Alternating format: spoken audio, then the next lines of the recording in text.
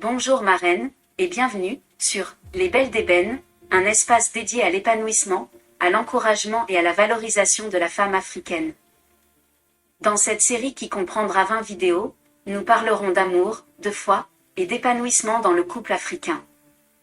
Dans les épisodes précédents, nous avons parlé de communication, de respect, d'humilité et de paix intérieure. Aujourd'hui, nous allons explorer une clé qui nourrit l'amour et renforce le lien. Il s'agit de valoriser ton partenaire, en public comme en privé. Oui marraine, un homme qui se sent valorisé par sa femme devient naturellement plus aimant, plus protecteur et plus présent. Les paroles d'une femme peuvent soit construire un roi, soit détruire son courage.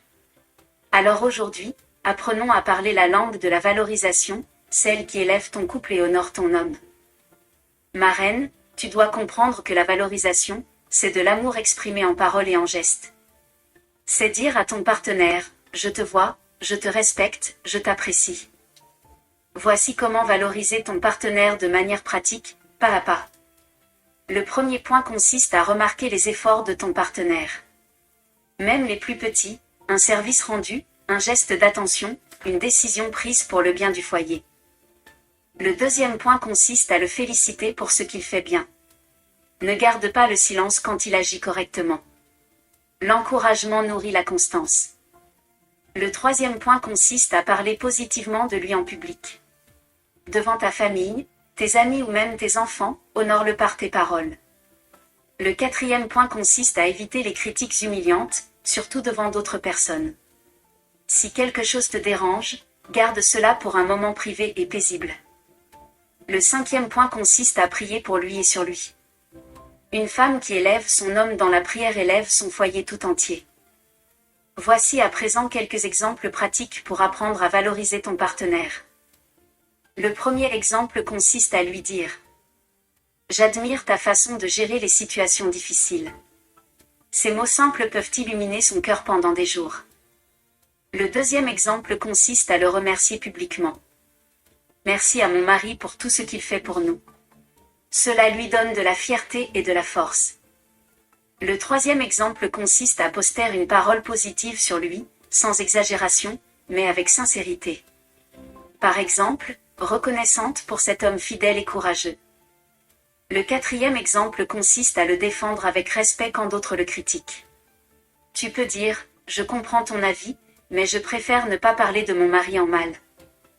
Le cinquième exemple consiste à lui écrire un mot doux ou un message spontané, je voulais juste te dire que je t'apprécie beaucoup. Mets la main sur ton cœur, marraine, et répète cette déclaration 2 fois avec moi. Répète-la 7 fois de suite pour avoir un foyer épanoui. Dis ceci, Seigneur, mets sur mes lèvres des paroles qui élèvent et non qui blessent. Je déclare que ma bouche est une source de bénédiction pour mon couple. Mon partenaire est honoré, encouragé et fortifié par mes mots.